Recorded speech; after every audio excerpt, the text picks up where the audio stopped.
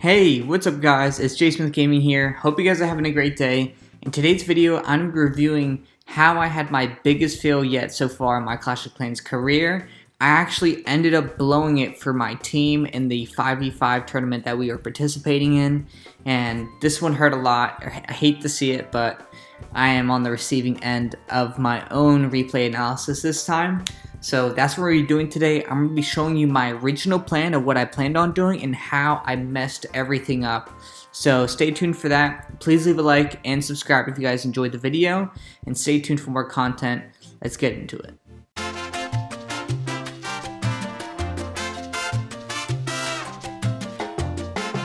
So I was participating in the Best of the Best tournament. It's a tournament within Zenith and Zen. And basically there was 2 Town Hall 10s, 2 9s, and a Town Hall 8. And I don't want to say that my team was the favorite to win, but I surely felt confident that we were going to win given who was on my team. But little did I know that my confidence and the ego that I had were the reasons that we were going to lose. And the reasons I felt extremely confident at Town Hall 10 was because my hit rate in war is about a 93% hit rate that it's going to be a 3-star. So when I went into this competition knowing that the opposing clan was going to bring out their best bases and basically bring the best that they had, I didn't really end up planning as best as I needed to. So let's go ahead and look at the base that I hit. So basically my thought process was here is basically, so the clan castle is not that hard to pull. It basically touches about right here. This is the radius of it. And the queen is pretty tucked away, so the queen's kind of hard to get, especially with a wall wrecker, so you can't come in right here. That's too deep. You really can't come in from the bottom because obviously the clan castle is right there, so the wall wrecker would just go straight for the town hall. But what I could do is I could either attack from the top or I could attack from right here. And so my reasoning I didn't go to the top is basically because I saw the bottom and I was like, look, if I can pull this off, I can get a lot more value. And the reason I say that is because if I can break in right here, I could get an Expo, another Expo, and an Inferno. And because of that radius, I could also get the queen because the queen's radius ended up about right here. So I was like, sweet, I can get the clan castle, the queen, an Inferno tower, and 2 Expos, and then I can just hog basically from right here, or I can hog from about right here. And that would be basically a GG. I just have to worry about freezing this Inferno tower right here and the king, and it would just be a simple 4 heals, and they just go throughout the base and start to clean up. But what ended up happening and what you'll see is that the kill squad, that was a pretty risky plan in the beginning because of how this base is set up. The wall wrecker and pass are just kind of tough. It's just really it's really sensitive. You have to be very careful, and you'll see how it played out and how I basically lost us the tournament. So let's go ahead and show the replay. Alright, moment of truth. Let's go ahead and start the replay and see what ended up happening and how I tried to save this raid. And I actually forgot to mention it, but I brought 2 balloons because, as you can see at the top, this archer tower was pretty exposed, so I was like, yeah, I can help the hogs out on the back end by actually just nuking that with 2 balloons.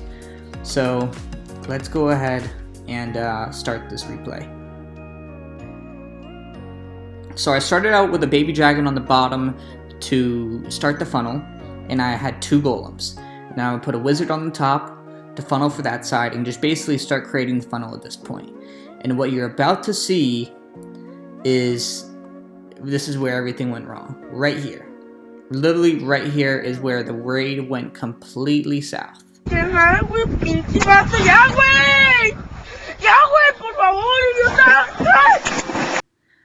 And instantly I kind of had a feeling. I was like, uh-oh, that seems a little too far to the left. And because, look, I wanted to break into this compartment, and what you'll see is that I'm not breaking into this compartment. And I predicted that there was going to be a hound in the CC. That wasn't too much of a surprise to me. But because I didn't get into this compartment, this Inferno tower is just melting my queen. And my queen's dealing with the pups, taking some damage there, and she's also dealing with the cannon shooting her. And so at this point, I'm kind of, I wouldn't say freaking out, but I'm like, oh my gosh, this is not going to plan. The queen's not even dead yet. So I'm just trying to save it at this point. So I'm like, okay, I need to rage the bowlers so that way they can get on. But the problem is I didn't even end up really raging all the bowlers. That's how much I was kind of freaking out. So I ended up taking out the queen. And remember how I said I wanted to start hockey from here or here? Well, that just shows you how poorly this kill squad ended up going. There was a Tesla farm at the bottom, so I ended up having to burn an early heal, and that's okay because I had to use it on the hogs that took out the Inferno Tower as well. So I'm starting to put a wizard on the top, and I'm starting to put my cleanup down on the bottom. And I know I'm going to have to drop a heal here because it's a bomb tower. Always got to protect giant bombs next to it, and as well as it's kind of a giant bomb in itself. So I have 2 heals at this point. The balloons took out up here, which is good, but as you can see, I definitely need to heal for right here because that's 2-point defenses and a bomb tower, but I'm also having to deal with a multi-target Inferno right here. So I know I'm in trouble at this point right now, and the king is starting to take down my hogs one by one, and I'm freaking out. And so as it's going on, the hogs split because, yeah, as you can see, guys, kill squad, that's why I always emphasize so much importance on the kill squad, because if your kill squad doesn't go right, the chances are the rest of your raid won't go right. And we ended up losing this war by 1%. 1%. I was extremely upset. I had the lowest percentage by about our other attack was a 98% and I had 76%. So as you can see, I was the reason of this fail, and it's just heartbreaking overall because we lost the tournament. And yeah, it just shows you that nobody's perfect. Never let your confidence or your ego really get in the way of your raids, and be wary that if you know that if you're going to do a tournament, you know people are going to bring out their best bases.